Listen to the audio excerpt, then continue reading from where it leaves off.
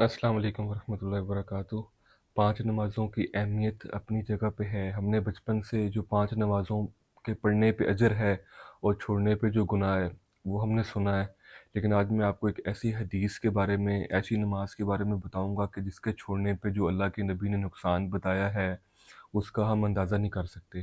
آپ صلی اللہ علیہ وسلم کا فرمان ہے کہ جس نے اپنی عصر کی نماز جان بوجھ کے چھوڑ دی، قضا کر دی، وہ ایسا ہے کہ اس کا مال دولت، ماں باپ، میاں بیوی، بینک بیلنس، مال دولت سب کچھ چھین لیا گیا ہو۔ یعنی کہ آپ امیجن کریں کہ ایک شخص ہے، اس کو اچانک خبر ملے کہ اس کے ماں باپ مر گئے، اس کے بیوی بچے مر گئے، اس کا جو ہے جتنا مال دولت ہے سب کچھ ڈاکو چھین کے لے گئے۔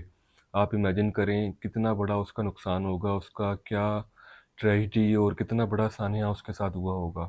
تو اللہ کے نبی کیا بتا رہے ہیں کہ جو عصر کی نماز چھوڑے گا وہ اللہ کی نظر میں ایسا ہے کہ اس کا یہ سب کچھ چھین لیا گیا ہے اور وہ ہر چیز سے خالی ہو گیا ہے۔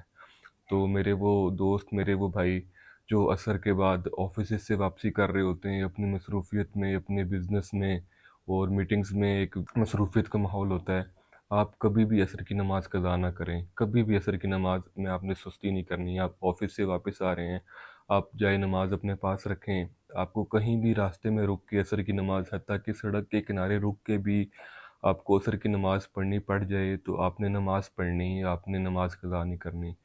میری وہ مائیں بہنیں اور گھر کی جو فیمیلز ہیں جو کچن میں، کھانوں میں اور گھر کے کاموں میں مصروف ہوتی ہیں، بچوں کو سنبھالنے میں مصروف ہوتی ہیں، آپ نے کبھی بھی عصر کی نماز میں سستی نہیں کرنی ہے۔